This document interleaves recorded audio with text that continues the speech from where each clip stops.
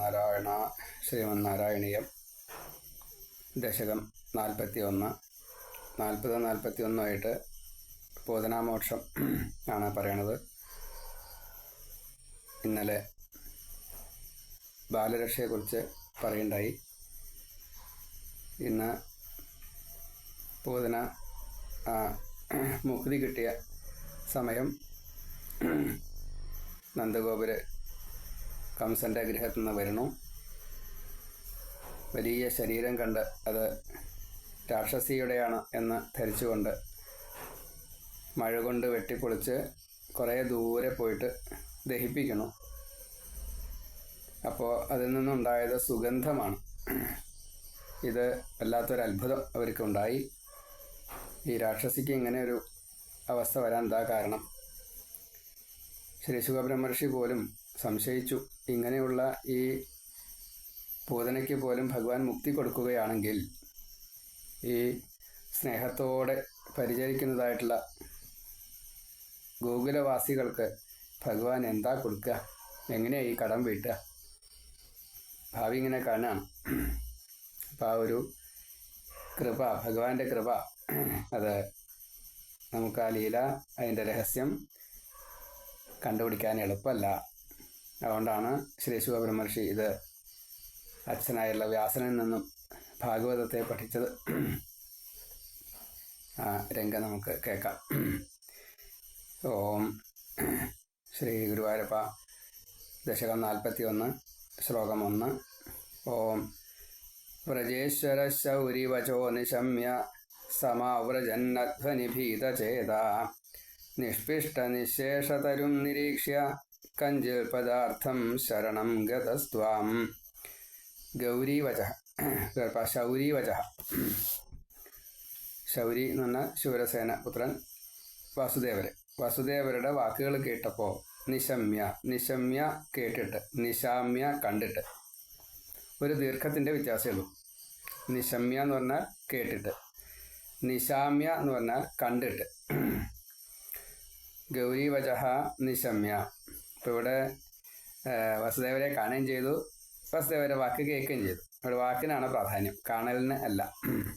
നിശമ്യ, അത് കേട്ടപ്പോൾ ഭീതചേതാഹ, വളരെ ഭയപ്പെട്ട മനസ്സോട് കൂടിയിട്ട് ഈ നന്ദഗോപര് സമാവ്രജൻ, ഈ യാത്ര ചെയ്യുന്ന ആ സമയത്ത് മുഴുവൻ വ്രജേശ്വരനായിട്ടുള്ള ഈ നന്ദഗോപര് അധ്വനി, ഈ വഴിയിൽ മുഴുവൻ നിഷ്പിഷ്ട നിശേഷതരും. അപ്പോൾ വഴിയിൽ മുഴുവൻ എന്താ ചിന്തിച്ചത്? എന്തായിരിക്കും ഗോകുലത്തിൽ ആപത്തുണ്ടാവുക? വസുദേവർ എന്തുകൊണ്ട് അങ്ങനെ പറഞ്ഞു? എന്നെ ബാധിക്കുന്നതാവുമോ? കുട്ടികളെ ബാധിക്കുന്നതാവുമോ? ഗോകുലത്തിനാണോ ആപത്ത്? ഒന്നും അറിയില്ല. അപ്പം ഈ ശങ്ക കൊണ്ടാണ് വരണത്. വഴിയിൽ ഇങ്ങനെ ചിന്തിച്ച് നടക്കുമ്പോഴാണ് ഈ അവിടെ എത്താറായപ്പോൾ നിഷ്പിഷ്ട നിശേഷതരും, അവിടെ വൃക്ഷങ്ങളൊക്കെ മറിഞ്ഞ് വീണ് കിടക്കുന്നു. മാത്രമല്ല അതൊക്കെ പൊട്ടിയ രീതിയിലാണ് കിടക്കുന്നത്. കഞ്ചിൽ പദാർത്ഥം, എന്തോ ഒരു ഇതുവരെ കാണാത്തതായിട്ടൊരു വസ്തു അവിടെ ഉണ്ട്, കുറച്ച് വലുതായിട്ട് കിടക്കണമുണ്ട്. ഇതെന്താണ് ഈ സാധനം? കഞ്ചിൽ പദാർത്ഥം നിരീക്ഷ്യ, അത് കണ്ടു. അതിങ്ങനെ നിരീക്ഷണം ചെയ്തു, സൂക്ഷിച്ച് നോക്കി. മനസ്സിലാവണില്ല, ഇങ്ങനെ ആദ്യമായിട്ടാണ് കാണുന്നത്. എന്താ മനസ്സിലായില്ല? ഭീതചേതാഹ. അപ്പോൾ ആദ്യം വാക്ക് കേട്ടപ്പോൾ പേടിച്ചു, ഇത് കണ്ടപ്പോൾ കൂടുതൽ പേടി. അതെന്താണാവോ? ത്വാം ശരണം ഗത. ആ സമയത്ത് ഭഗവാനെ ശരണം പ്രാപിച്ചു, ഭഗവാനെ സ്മരിച്ചു. ഗുരുവായൂരപ്പ, ആപത്തൊന്നും ഉണ്ടാവരുതേ, ഞങ്ങൾക്ക് അങ്ങല്ലാതെ വേറെ ശരണല്ലേ എന്നെല്ലാം പ്രാർത്ഥിച്ചു. വ്രജേശ്വര ശൗരിവചോ നിശമ്യ സമാവ്രജൻ അധ്വനി ഭീതചേത നിഷ്പിഷ്ട നിശേഷതരും നിരീക്ഷ്യ കഞ്ചിൽ പദാർത്ഥം ശരണം ഗതസ്ത്വാം. ശരണം ഗതഃ ത്വാം. ഇവിടെ ശ്ലോകത്തിൽ ഭീതചേത എന്നുള്ളത് ഒരു തവണയെ കൊടുത്തിട്ടുള്ളൂ. പക്ഷേ അന്വയത്തിൽ 2 തവണ ഭീതചേത എന്ന് കാണാം. ഗൗരീവചഃ നിശമ്യ ഭീതചേതാഹ സമാവ്രജൻ വ്രജേശ്വര അധ്വനി നിഷ്പിഷ്ട നിശേഷതരും കഞ്ചിൽ പദാർത്ഥം നിരീക്ഷ്യ ഭീതചേതാഹ ത്വാം ശരണം ഗതഃ. അപ്പോൾ ഈ അതിൽ പുസ്തകത്തിൽ കാണുന്ന അതേപോലെ തന്നെ വാച്യാർത്ഥം എടുക്കുമ്പോൾ അത് ഒരു തരം. പിന്നെ അതിൻ്റെ വ്യാഖ്യാനങ്ങൾ പഠിച്ചവർക്ക് കൂടുതൽ കിട്ടാൻ സാധിക്കും. കാരണം സംസ്കൃതം അങ്ങനെയാണ്, അന്വയിക്കൽ നമുക്ക് എങ്ങോട്ട് വേണമെച്ചാൽ അന്വയിക്കാം.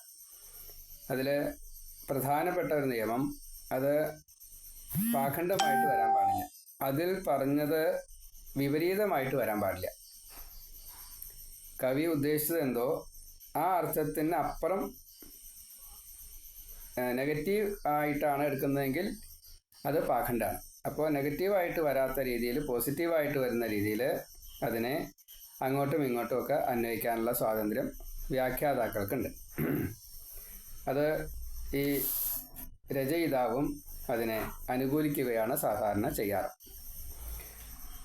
നിശമ്യ ഗോപി വചനാദുദന്തം സർവേപി ഗോപാ ഭയവിസ്മയാന്ധ ത്വൽപാദിതം ഘോരപിശാചദേഹം ദേഹുർവിദൂരേഥ കുഠാരകൃത്തം. അഥ സർവേ ഗോപാഹ അപി, ആ സമയത്ത് എല്ലാ ഗോപന്മാരും ഗോപീവചനാത്, ഈ ഗോപസ്ത്രീകളുടെ വാക്ക് കേട്ട്, ഉദന്തം, ഈ പൂതനാവൃത്താന്തത്തെ മുഴുവൻ, പൂതന വന്നത്, സ്തന്യം കൊടുത്തത്, കൃഷ്ണന് വലിച്ചു കുടിക്കുന്നതായിട്ടുള്ള ഒരു സന്ദർഭം, അതേപോലെ തന്നെ ഒന്നും കിട്ടിയില്ല. അപ്പോൾ നല്ലോണം വലിച്ചു കുടിച്ചു തോന്നുന്നുണ്ട്. നല്ലോണം വേദനിച്ചിട്ട് കരഞ്ഞായിരുന്നു പൂതന. കുട്ടികൾ മൂലം കടിക്കുക അങ്ങനെയൊക്കെ ചെയ്യലോ. അപ്പം അങ്ങനെ എന്തെങ്കിലും ആകുമെന്ന് ഇവർ വിചാരിച്ചുള്ളൂ. പക്ഷേ അതല്ല. ഇതിപ്പോൾ ഈ പ്രസവിച്ചിട്ട് എത്ര കാലമായി, എന്താ കഥ ഒന്നും അറിയില്ല. ഇതുവരെ പ്രസവിച്ചിട്ടില്ല ലളിത. പക്ഷേ അതിപ്പോൾ ഇവർക്ക് അറിയില്ലല്ലോ. സ്തന്യം കൊടുക്കുന്നത് സാധാരണ പ്രസവിച്ച അമ്മമാരാണ്. അപ്പോൾ എന്തെങ്കിലും ചുണ്ടി വന്നിട്ടാവും ഈ ഉണ്ണി കടിച്ചുണ്ടാവുക എന്നേ നിരീക്കണ്ടായുള്ളൂ. പല്ല് വന്നിട്ടുമില്ല, എന്നാലും തൊണ്ടിന് ചിലപ്പോൾ ഉണ്ടാവും. അതുകൊണ്ടാവും വേദനിച്ച് നിലവിളിച്ചുണ്ടാവുക എന്നേ നിരീക്കണ്ടായുള്ളൂ. പക്ഷേ പുറത്തേക്ക് വന്ന് ശരീരം രാക്ഷസിയുടെ ആയിട്ട് വീണ് കഴിഞ്ഞപ്പോഴാണ് കാര്യങ്ങളൊക്കെ ലേശലേശം വ്യത്യാസം. ലേശലേശമല്ല, ആകെ പേടിച്ച്. അപ്പോൾ അവർ കാര്യങ്ങളൊക്കെ വളരെയധികം ഭയപ്പാടോട് കൂടിയിട്ടാണ് കണ്ടതും കേട്ടതും പറഞ്ഞത്. ഇങ്ങനെ ഗോപ അഭി ഗോപീവചനാത് ഉദന്തം, പൂതനാവൃത്താന്തത്തെ മുഴുവൻ ഈ ഗോപസ്ത്രീകളുടെ വാക്കുകൾ ഗോപന്മാരോട് പറഞ്ഞു. നിശമ്യ, ഇതെല്ലാം കേട്ട് കഴിഞ്ഞപ്പോൾ ഭയവിസ്മയാന്താഹ, ഭയത്തോടും മാത്രമല്ല കുറച്ചൊരു അത്ഭുതത്തോടും, ഇതെന്താ ഇങ്ങനെ, ത്വൽപാദിത, അങ്ങയാൽ വീഴ്ത്തപ്പെട്ടതായിട്ടുള്ള ഘോര പിശാചദേഹം, ഇങ്ങനെ ഒരു പിശാചിൻ്റെ ദേഹം, ഒരു രാക്ഷസിയുടെ ദേഹം. പിശാച എന്ന് പറഞ്ഞു കഴിഞ്ഞാൽ സാധാരണഗതിയിൽ ദേഹം ഇല്ലാത്തവരെ എന്നാ പറയുക. ഇവിടെ ഇപ്പോൾ ദേഹബോധം പോലും നഷ്ടപ്പെട്ടു, കാരണം മുക്തി കിട്ടി. അപ്പം അതുകൊണ്ട് വെറും പിശാച ദേഹമായി എന്നർത്ഥം. ഇത് ഇനി ആ ദേഹത്തിനെ കൊണ്ടൊരു ഉപയോഗമില്ല, ചത്തു വീണില്ലേ. അപ്പോൾ ആ രാക്ഷസിയുടെ ഈ മൃതദേഹം, പൂതനയുടെ ഈ ജഡം, കുഠാരകൃത്തം, വലിയ ശരീര, അപ്പം അത് ഏറ്റിക്കൊണ്ടുപോകാൻ പറ്റില്ല. അപ്പം അതുകൊണ്ട് അത് മഴ കൊണ്ട് വെട്ടിപ്പൊളിച്ചു. വിദൂരെ, വളരെ അകലെ, ദേഹു, ദഹിപ്പിച്ചു. നമ്മുടെ ഒക്കെ കുട്ടിക്കാലത്ത് ചെറിയ കുട്ടിയായിരുന്നു ആ സമയത്ത്, ഒരു 4ാം ക്ലാസ് 3ാം ക്ലാസ് അങ്ങനെയുള്ള ആ സമയത്തൊക്കെ ആന ചെരിഞ്ഞു കഴിഞ്ഞാൽ ഇതുപോലെ വെട്ടിപ്പൊളിച്ചിട്ടാണ് ദൂരേക്ക് കൊണ്ടുപോവുക. അന്നൊന്നും ക്രെയിൻ സംവിധാനങ്ങളൊന്നുമില്ല. അപ്പോൾ ആനയെ വെട്ടിപ്പൊളിച്ച് കഷ്ണമാക്കിയിട്ട് ലോറിയിൽ കയറ്റും. അപ്പോൾ അതിന് ചില പ്രത്യേക ആൾക്കാരുണ്ട്, എല്ലാവരും ഒന്നും അത് ചെയ്യില്ല. കാരണം അതിൻ്റെ ചോരയും ഇതൊക്കെ വലിയ പ്രശ്നമാണ്. നമുക്കും ആ സമയത്ത് അങ്ങോട്ട് പ്രവേശനമില്ല, കാരണം പേടി ഉണ്ട്. പിന്നെ ആനയുടെ അത് പൊളിക്കുമ്പോൾ ചൊറിയൊക്കെ വരാൻ വളരെ എളുപ്പമാണ്. അപ്പോൾ രക്തതാവുക അങ്ങനെയൊക്കെ ചെയ്ത് കഴിഞ്ഞാൽ പിന്നെ കണ്ടാൽ പേടിയാവുകയും ചെയ്യും. അപ്പോൾ അതുകൊണ്ട് അങ്ങോട്ട് പ്രവേശനം ഉണ്ടാകുന്നില്ല. അന്ന് ഇതെന്തിനാ ഇങ്ങനെയൊക്കെ ചെയ്യണത്, വേറെ എന്തെങ്കിലും മാർഗങ്ങൾ ഉണ്ടാക്കിക്കൂടെ എന്നൊക്കെ അന്ന് തോന്നുന്നുണ്ടായിട്ടുണ്ട്. പിന്നെ ഇവിടെ വെച്ചിട്ട് വേണോ. അപ്പം അങ്ങനെ ഈ മഴ കൊണ്ട് വെട്ടിപ്പൊളിക്കുന്നതും വേറൊരുത്തി കൊണ്ടുപോയിട്ട് ദഹിപ്പിക്കുന്നതും, അതും ദഹിപ്പിക്കാൻ ചില നിയമങ്ങളൊക്കെ ഉണ്ട്.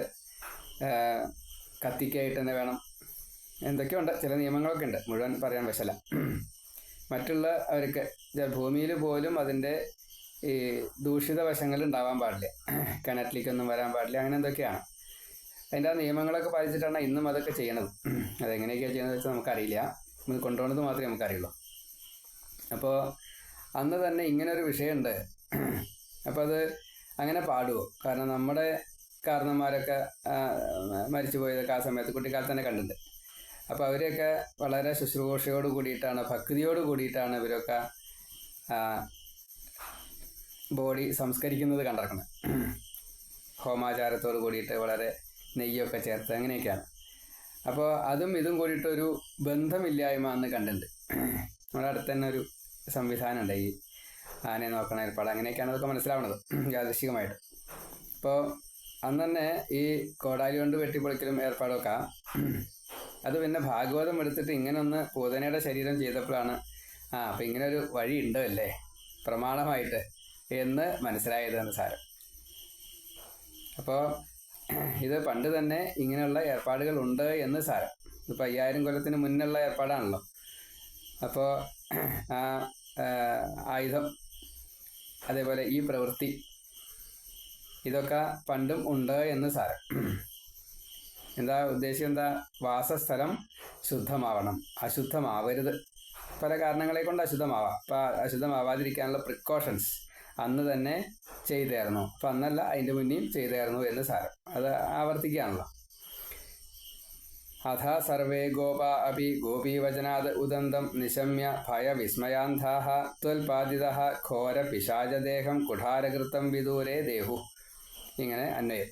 അപ്പോൾ ഈ നന്ദഗോപുരം ഇവിടെ എത്തിക്കഴിഞ്ഞപ്പോൾ ഗോപന്മാർ, ഗോപികമാർ എല്ലാവരും ഈ പൂതന ഇങ്ങനെ വന്നതും മരിച്ചതുമായിട്ടുള്ള വൃത്താന്തം മുഴുവനെ, കഥകൾ മുഴുവനെ വിസ്തരിച്ച് പറഞ്ഞു. ഇത് കേട്ട് കഴിഞ്ഞപ്പോൾ വല്ലാതെ കണ്ട് ഭയപ്പെട്ടു. വസുദേവർ പറഞ്ഞൊക്കെ ശരിയായില്ലോ. അതേപോലെ തന്നെ വിസ്മയം.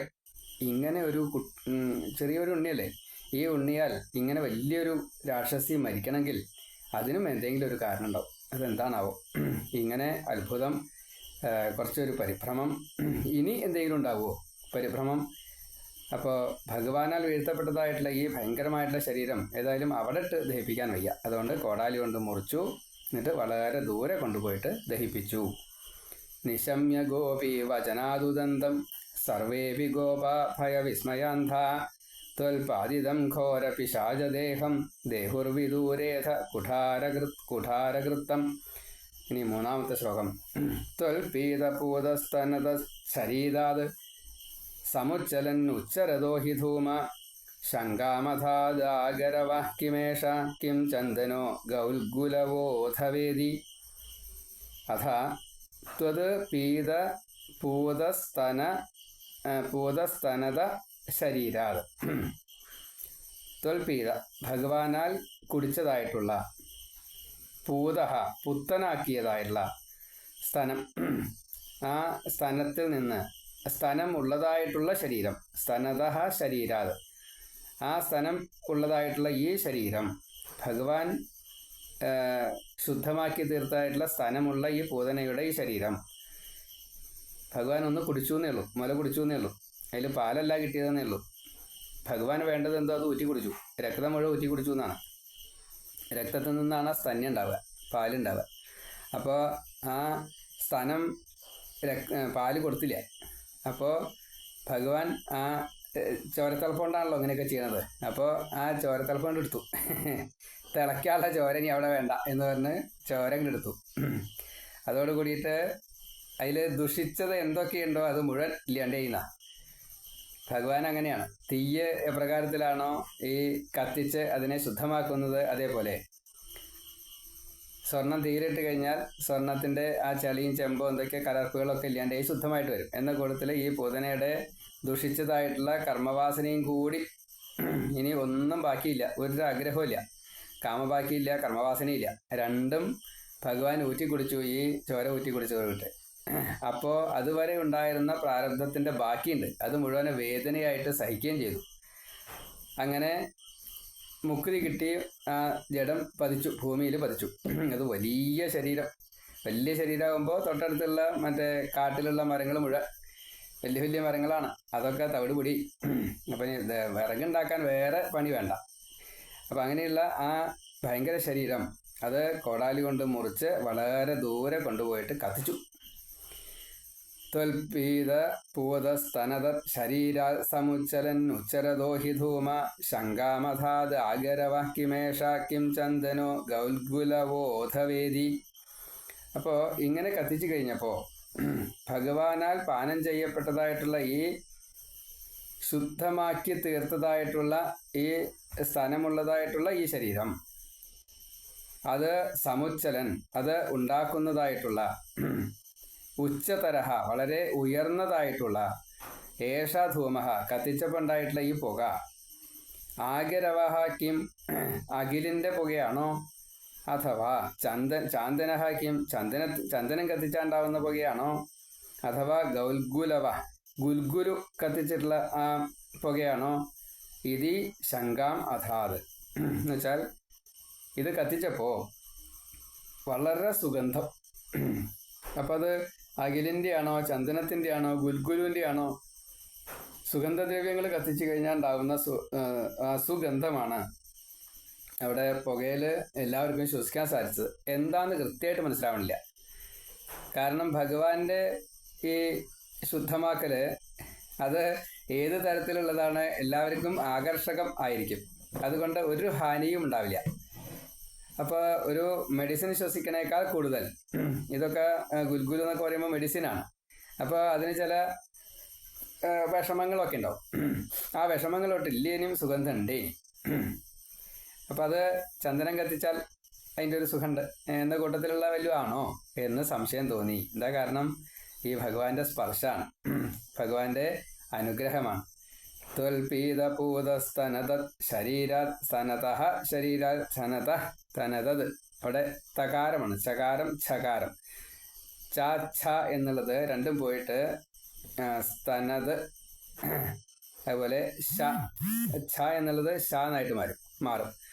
ത് ഷ പൂതസ്തനത് ശരീരാത് എന്നാ വരിക.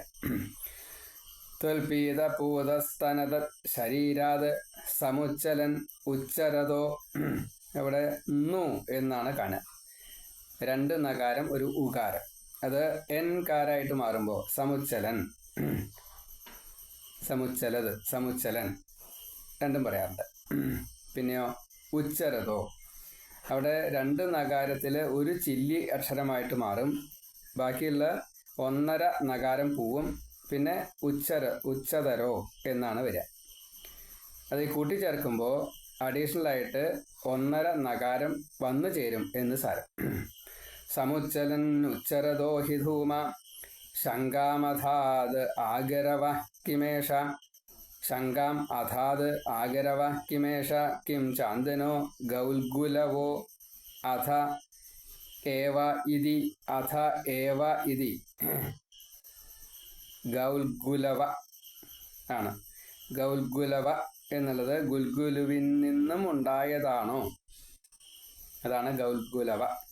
പിന്നെ അഥ ഏവ ഏതി, ആ അകാരം അവിടെ എഫ് നമ്മൾ കാണും. പിന്നെ ഓധവേദി, ഓ എന്നുള്ളത് ഇപ്പം നമ്മൾ ഓ കഴിഞ്ഞിട്ട് ഒരു എഫ് കണ്ടു വെച്ചാൽ അവിടെ ഓ എന്ന് ദീർഘം കൊടുക്കുകയാണ് ചെയ്യുക. ഓധവേദി അങ്ങനെയാണ്.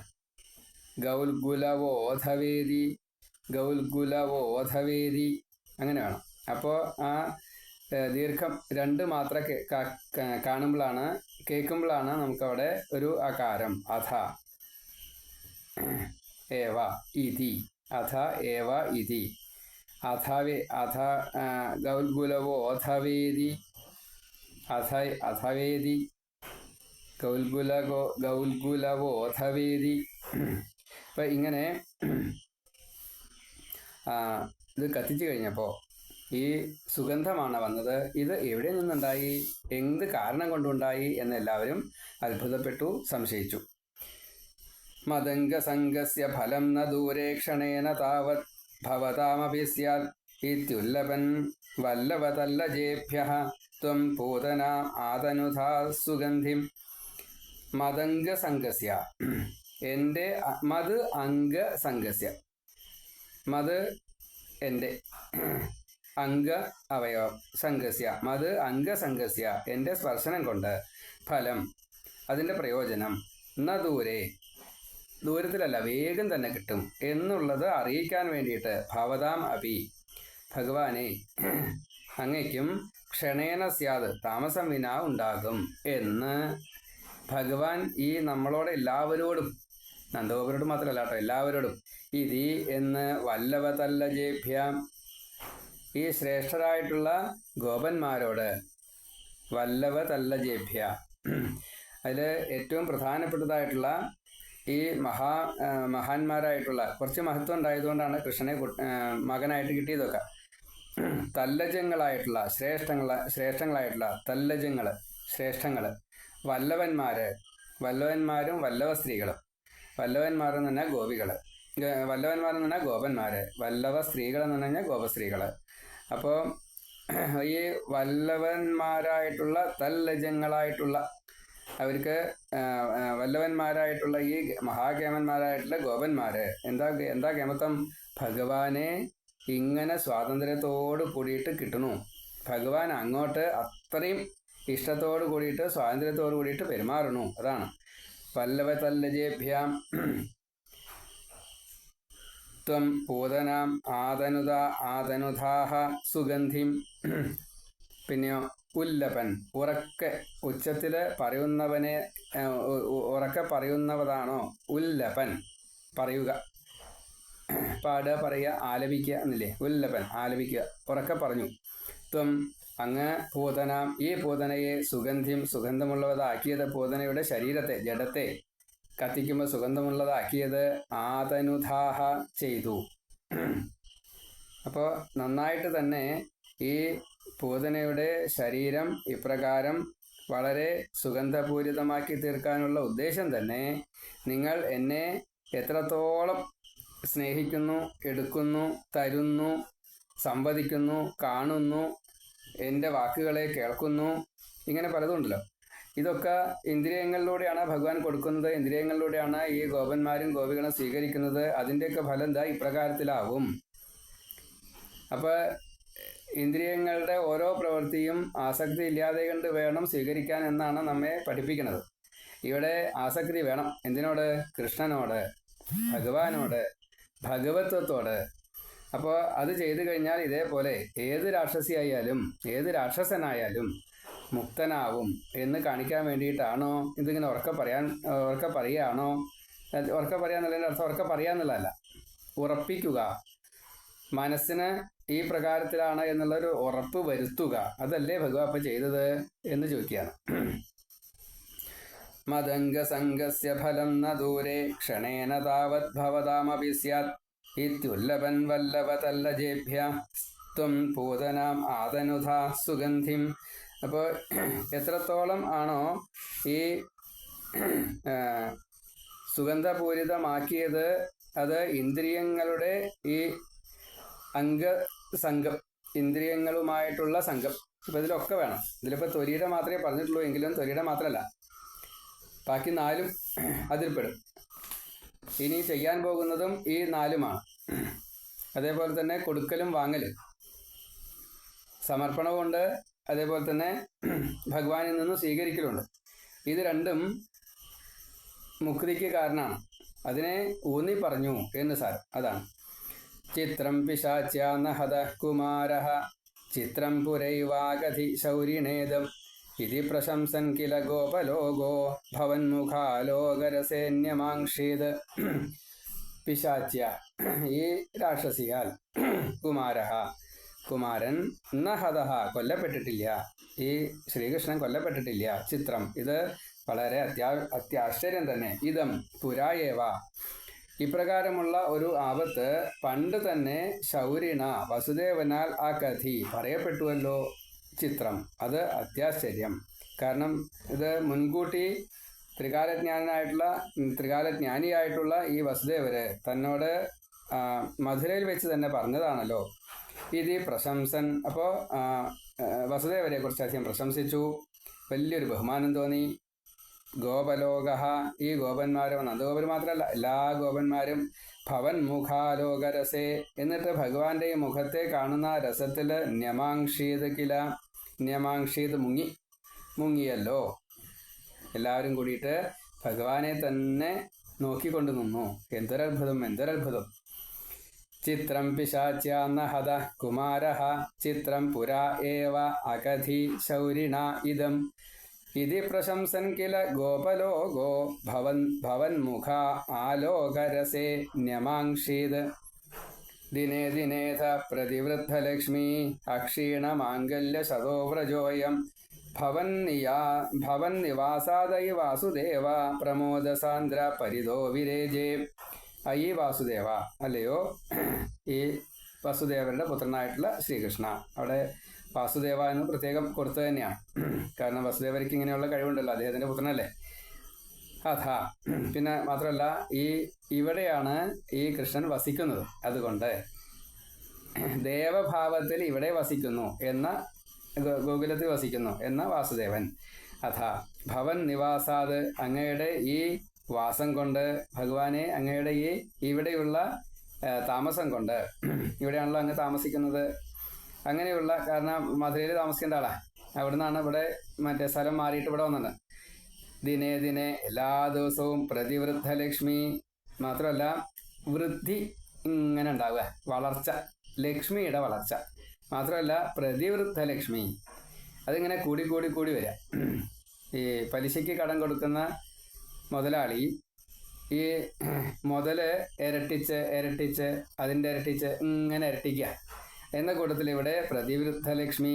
എത്രയാണ് ധനധാന്യാദികൾ കുമിഞ്ഞു പോകുന്നത് ചോദിച്ചാൽ നിശ്ചയില്ല. എല്ലാവർക്കും അതെ, പാലാണിച്ചാൽ കുടം കുടം കുടം ഓരോ പശുവും കൊടുക്കുക, ഓരോ മുലയെന്ന് 4 കുടം പാല് കിട്ടും ഓരോ പശുവിന്. ഇങ്ങനെയാണ്.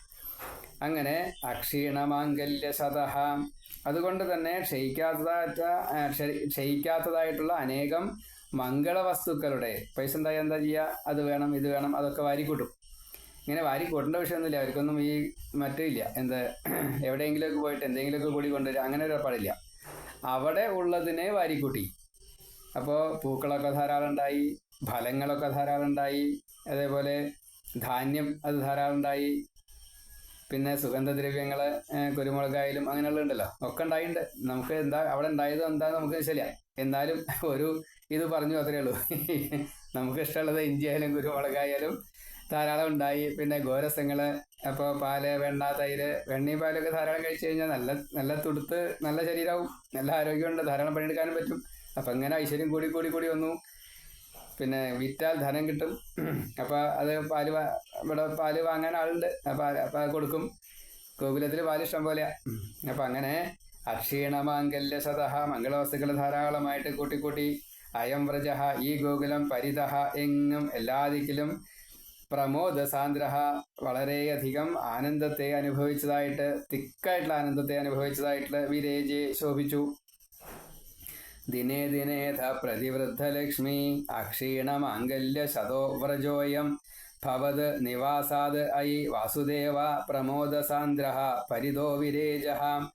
ഇതിൽ പരിതോ വിരേജെ, നമ്മുടെ ഭവനത്തിലും നമ്മുടെ ഹൃദയത്തിലും നമ്മളുമായിട്ട് സംഘമുള്ള ഓരോരുത്തരിലും, പ്രത്യേകിച്ച് ഗൃഹത്തിൽ എല്ലാവരും ഇതേപോലെ കൃഷ്ണനെ ഉള്ളിൽ കൊണ്ട് നടക്കുകയാണെങ്കിൽ, കൃഷ്ണന് വസിക്കാനുള്ളതാണ് ഈ ഗ്രഹം, അതുകൊണ്ട് അത്രയും ശുദ്ധമാക്കണമെന്ന രീതിയിൽ ശുദ്ധമാക്കുകയാണെങ്കിൽ, കൃഷ്ണനെ പൂജിക്കുകയാണ് എന്ന രീതിയിൽ ആഹാര സാധനങ്ങളെ ശുദ്ധിയോട് കൂടിയിട്ട് ഉണ്ടാക്കുകയാണെങ്കിൽ, കല്ലുണ്ടാവാൻ പാടില്ല, മറ്റേ ചളികളൊന്നും ഉണ്ടാവാൻ പാടില്ല.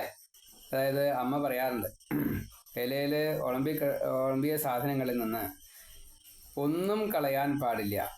മുളകിൻ്റെ ഞെട്ടി പാടില്ല. നമ്മൾ കറിവേപ്പിലയാണെന്ന് വെച്ചാൽ ഇപ്പോൾ വാങ്ങണ കറിവേപ്പില വെച്ചാൽ കളയും. ഇവിടെ വീട്ടിലുണ്ടായുള്ള കറിവേപ്പില വെച്ചാൽ തിന്നും. അപ്പോൾ തിന്നാൻ ഉള്ള അത്രയും കറിവേപ്പില മാത്രമേ അതിൽ ഇടാവൂന്ന. കണ്ടമാനം കറിവേപ്പില ഇടാൻ പാടില്ല. കാളനിൽ മാത്രമേ ആ ഒരു വിധി ലേശം അധികമാവാം, നല്ലോണം വറുത്തിട്ടായതുകൊണ്ട്. കാരണം അത് മുഴുവൻ കഴിക്കും, അതുകൊണ്ടാണ്. ബാക്കിയുള്ളതിലൊക്കെ കറിവേപ്പില അധികം ഇടാൻ പാടില്ല. അധികം ഇട്ട് കഴിഞ്ഞാൽ കഴിക്കണതിന് സുഖം ഉണ്ടാവില്ല. നേരെ മറിച്ച് 1-2 കറിവേപ്പില കിട്ടിച്ചാൽ അത് കഴിച്ചാൽ കുഴപ്പമില്ല. ഇങ്ങനെ ഇലയിൽ ഉളമ്പിക്കഴിഞ്ഞാൽ കൂട്ടാനിൽ മുരിങ്ങക്കായുടെ ചണ്ടി നിർത്തിയില്ല. അങ്ങനെ വളരെ ദുർലഭമായിട്ട് അത്ര മനസ്സിരുത്തണമെന്നാ. ഉളമ്പുമ്പോൾ ഇപ്പോൾ നമ്മൾ കടുമാങ്ങ ഉളമ്പിച്ചാൽ ഞെട്ടിയിൽ കറുപ്പോ അല്ലെങ്കിൽ എന്തെങ്കിലും കണ്ടുവച്ചാൽ അതിനെ കളഞ്ഞിട്ട് നുറുക്കി വേണം കൊടുക്കാനായിട്ട്. കളയേണ്ടതായിട്ടുള്ള ഒരു വസ്തു ഇലയിൽ ഉളമ്പാൻ പാടില്ല. അപ്പോൾ ഈ നമ്മൾ ഊണഴിക്കുമ്പോൾ ഒരു വേസ്റ്റ് പാത്രം അടുത്ത് വെച്ചും കൊണ്ട് ഊണഴിക്കുന്നവരാണ് നമ്മൾ. കാരണം അത് ഉണ്ടാക്കാൻ അറിയില്ല, ഇത് ഉളമ്പാൻ അറിയില്ല, ഉളമ്പി കൊടുക്കാൻ അറിയില്ല. ഉപ്പ് ഉളമ്പുമ്പോൾ ഉപ്പ് വേണ്ടത്രേ ഉളമ്പാൻ പാടുള്ളൂ. ഓരോരുത്തരുടെയും ടേസ്റ്റ് അറിഞ്ഞിട്ട് വേണം ഉളമ്പാൻ.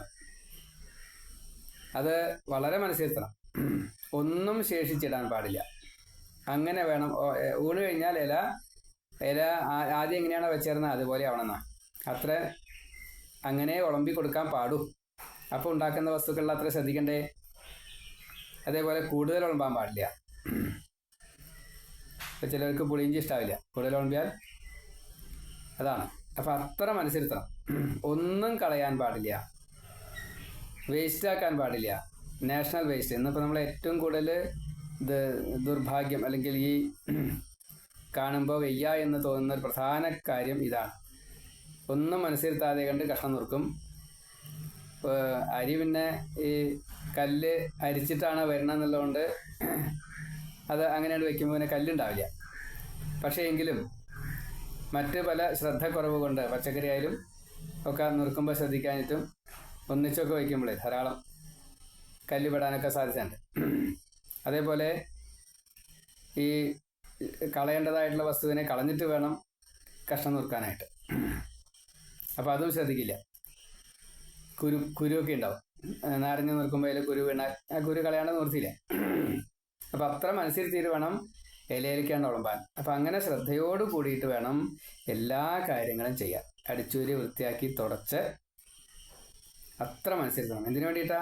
കൃഷ്ണന് വസിക്കാനാ. കൃഷ്ണൻ ആരാ? കൃഷ്ണൻ ഗുരുവായൂരപ്പനാണേ. കൃഷ്ണൻ ഭഗവാനാണ്. ഭഗവാൻ എങ്ങനെയുള്ള സ്ഥലത്തേ ഇരിക്കുള്ളൂ? ലക്ഷ്മിയോട് കൂടിയിട്ടാ ഭഗവാൻ.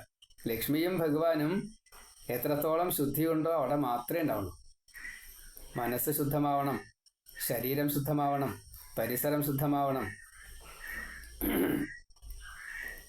അങ്ങനെ ആയാൽ മാത്രമേ എന്തുണ്ടാവുള്ളൂ? ഈ ഭഗവാനാൽ തരുന്നതായിട്ടുള്ള ഭാഗ്യം കൊണ്ട് നമുക്ക് ആനന്ദത്തെ കിട്ടുള്ളൂ. അതില്ല വെച്ചാൽ ചീത്ത വാക്കുകൾ വരും, അശന്ധകൾ പലതും കാണും, കേൾക്കും.